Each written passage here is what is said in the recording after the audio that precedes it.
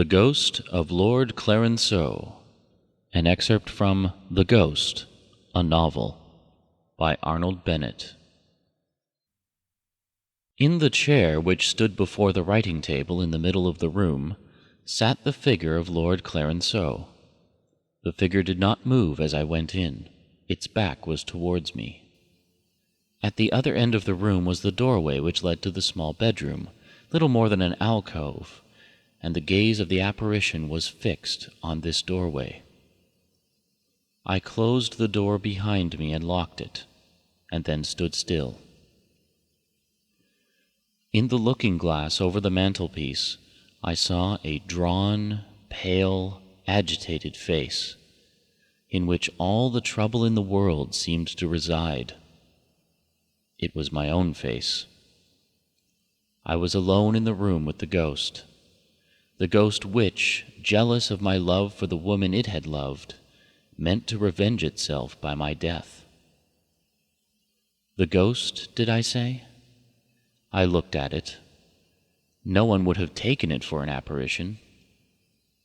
Small wonder that till the previous evening I had never suspected it to be other than a man. It was dressed in black. It had the very aspect of life. I could follow the creases in the black coat, the direction of the nap of the silk hat. How well by this time I knew the faultless black coat and that impeccable hat. Yet it seemed that I could not examine them too closely. I pierced them with the intensity of my fascinated glance. Yes, I pierced them, for, showing faintly through the coat, I could discern the outline of the table, which should have been hidden by the man's figure, and through the hat I could see the handle of the French window. As I stood motionless there, solitary in the glow of the electric light with this fearful visitor, I began to wish that it would move. I wanted to face it, to meet its gaze with my gaze, eye to eye, and will against will. The battle between us must start at once, I thought, if I was to have any chance of victory, for, moment by moment, I felt my resolution, my manliness, my mere physical courage slipping away. But the apparition did not stir. Impassive, remorseless, sinister, it was content to wait, well aware that all suspense was in its favor. Then I said to myself that I would cross the room and so attain my object. I made a step and drew back, frightened by the sound of a creaking board. Absurd! But it was quite a minute before I dared to move another step. I had meant to walk straight across to the other door, passing in my course close by the occupied chair. I did do not so. I kept round by the wall, creeping on tiptoe, and my eye never leaving the figure in the chair. I did this in spite of myself, and the manner of my action was the first hint of my ultimate defeat. At length I stood in the doorway leading to the bedroom. I could feel the perspiration on my forehead and at the back of my neck. I fronted the inscrutable white face of Lord Clarenceaux, the lover of Rosetta Rosa. I met its awful eyes, dark, invidious, fateful. Ah, those eyes! Even in my terror I could read in them all the history and the characteristics of Lord Clarenceaux.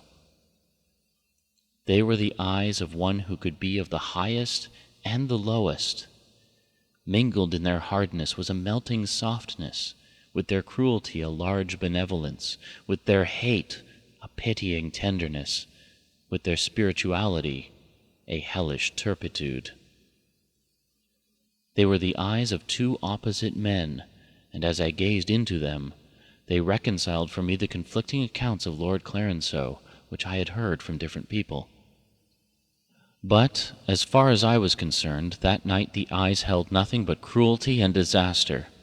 Though I could detect in them the other qualities, these qualities were not for me. We faced each other, the apparition and I, and the struggle, silent and bitter as the grave, began.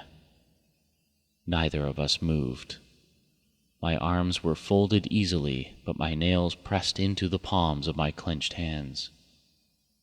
My teeth were set, my lips tight together, my glance unswerving.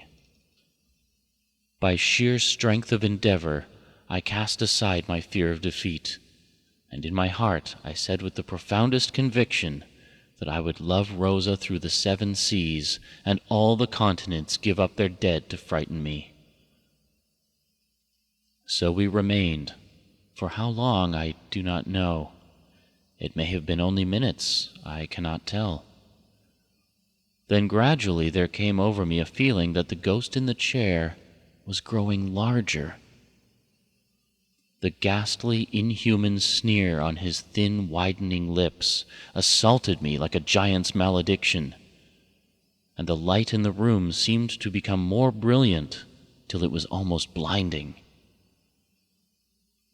This went on for a time, and once more I pulled myself together, collected my scattering senses, and seized again the courage of determination which had nearly slipped from me. But I knew that I must get away, out of sight of this moveless and diabolic figure which did not speak, but which made known its commands by means of its eyes. "Resign her," the eyes said. "Tear your love for her out of your heart. Swear that you will never see her again, or I will ruin you utterly. Not now only, but forevermore." I think I trembled. My eyes answered, "No." For some reason which I cannot at all explain, I suddenly took off my overcoat and, drawing against the screen which ran across the corner of the room at my right hand, forming a primitive sort of wardrobe, I hung it on one of the hooks. I had to feel with my fingers for the hook because I kept my gaze on the figure.